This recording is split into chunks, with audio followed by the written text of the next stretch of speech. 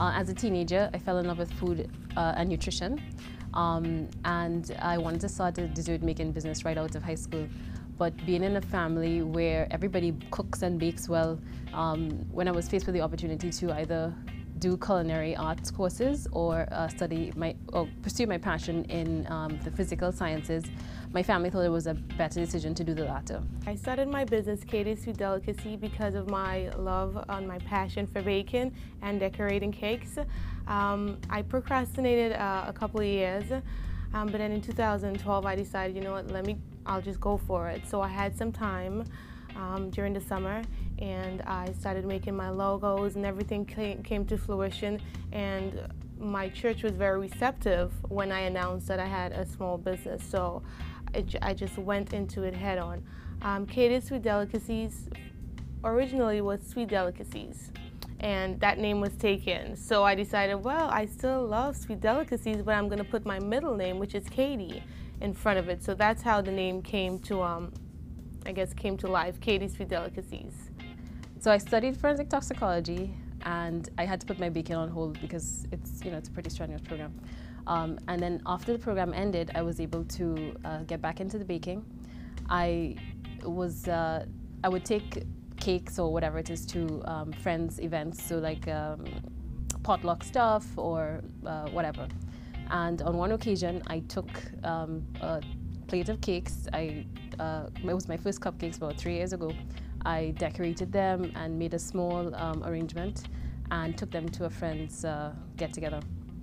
And I remember I walked in the door, I put the plate on the table, and everybody was crowding around, and they were like, oh, it's so nice, whatever it is. And that was 1 minute. The next minute, they were all gone. And after that, I had like requests for like baby showers and other events. And that's kind of how cupcake chromatography started. I coordinate support services at the College Computer Center, and so when people think about IT and then they think about baking and cupcakes, they usually don't put those together. So I've even been told that I don't look like I could even cook, whatever that looks like. And people are usually very surprised, but once they've found out, I've been dubbed like the cupcake queen or cupcake machine. Yeah, people are definitely surprised to find out that I bake. People at BMCC are surprised that I'm baking on the side. In fact, when I say I'm a baker or I have my own company, it's like, what, really, you? Like, I look like I can't bake, but I'm like, yeah, I do bake. So, yeah, they are surprised. And the fact that I'm a full-time worker and a student, like, where do you get the time to bake? So people are quite surprised. I was self-taught, but cooking is in my family, so we love the kitchen. And I have a sweet tooth, so that's where it came from. So I just, over the years, developed my skill. I didn't take any formal classes. I learned how to use fondant on my own just by watching numerous videos. So it's just kind of my passion, just going forward with it. So I'm from Diego Martin, or Port of Spain, which is like the capital. And so my family is kind of from in and around Port of Spain, right? That's really where I learned to bake. I watched my grandmother and my mother baking, and most of my family bakes very well and they cook very well. In Trinidad, especially around Christmas time, December holiday time, black fruit cake is a big, a traditional sweet, if you will. Can't have Christmas without it. Most people are Christian, so.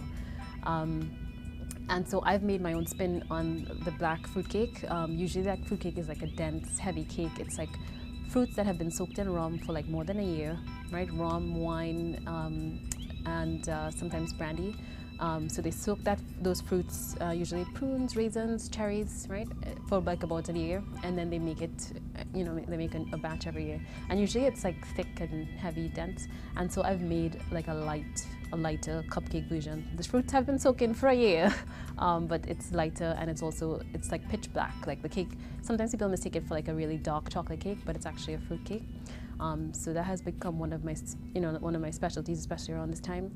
Well, my all-time favorite one is a fruit cake. I'm from St. Lucia, so we have rum cakes. It's the Caribbean rum cake, and we normally bake this cake December, Christmas, but so many people have been requesting this cake since the summer. So from the summer I've been baking fruit cake, which is normally baked for Christmas.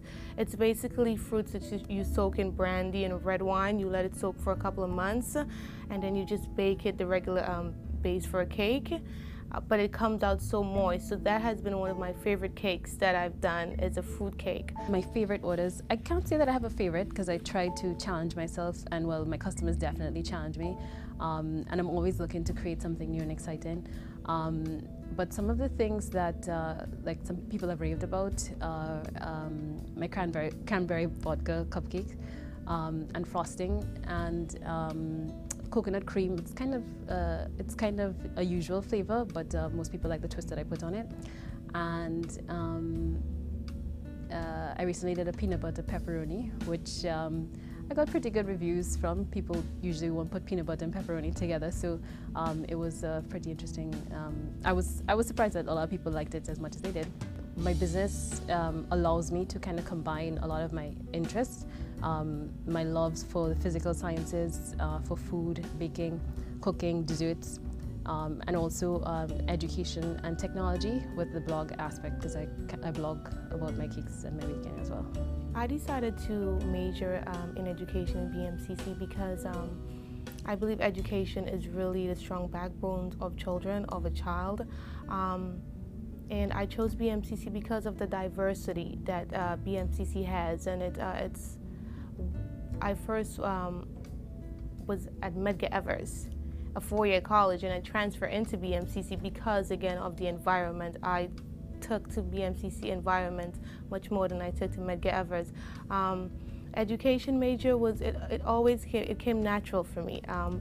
From the time I was young, I wanted to be a teacher. I just didn't know if I wanted to be a general teacher or English teacher or math teacher, but I knew definitely I wanted to deal with kids on a one-to-one basis. I see my future bright, and my future career goals opening my business. I would like to have a storefront, many storefronts if I can, and being a full-time teacher, retiring and still having my business support me after I retire. So that's my goals for the near coming future.